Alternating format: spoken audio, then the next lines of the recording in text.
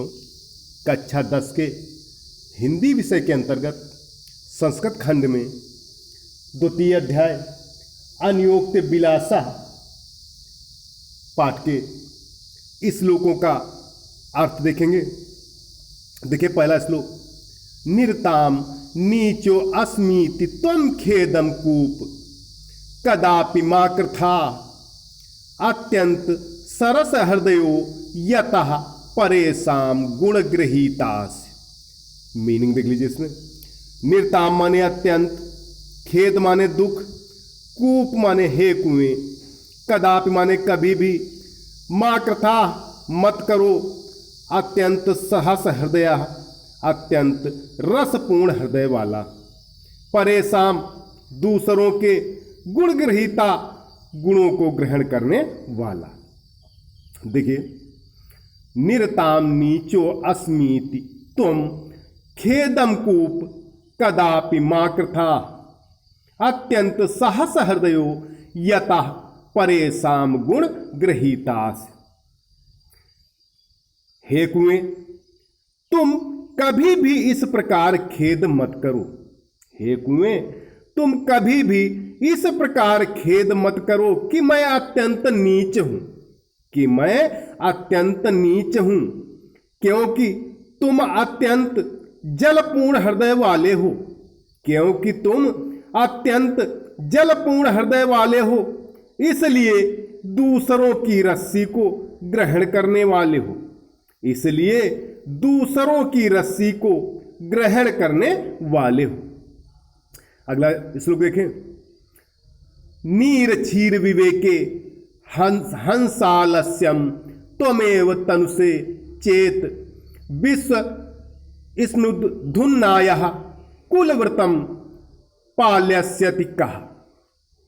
इसमें मीनिंग देखें, नीर क्षीर विवेके, दूध और पानी को अलग अलग करने में, तनुसे माने करते हो, चेत माने यदि, विश्वस्मिन संसार में, कुलव्रतम कुल मर्यादा को, कहा माने कौन। देखिए, नीर क्षीर विवेके हंसालस्यम त्वमेव तनुसे चेत विश्व स्मंधुन्नायः कुलव्रतम पाल्यस्य कहा।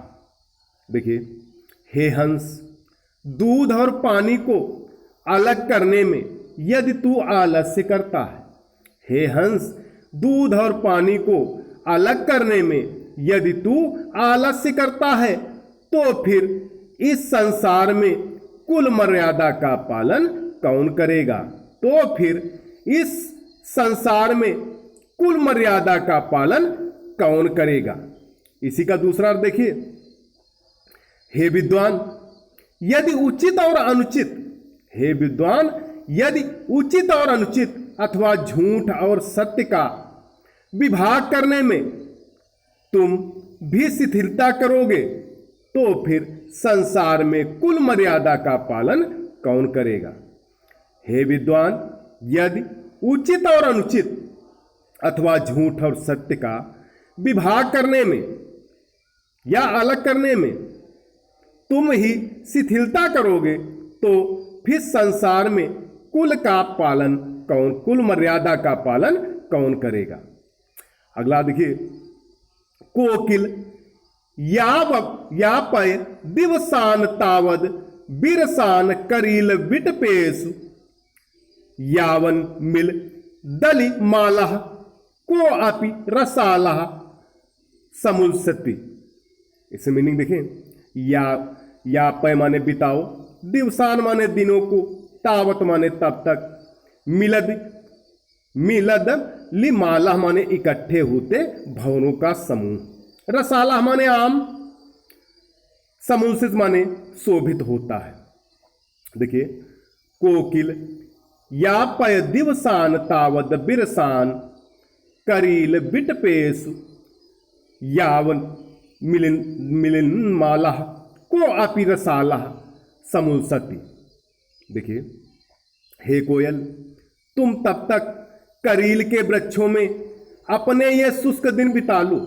हे कोयल, तुम तब तक करील के वृक्षों में अपने ये शुष्क दिन बिता लो। जब तक कोई आम का वृक्ष जिस पर भंवरे एकत्र हो रहे हों शोभित हो। जब तक कोई आम का वृक्ष जिस पर भंवरे एकत्र हो रहे हों शोभित हो। तो प्यारे बच्चों, आज इन्हीं 3 श्लोकों का अर्थ इन्हें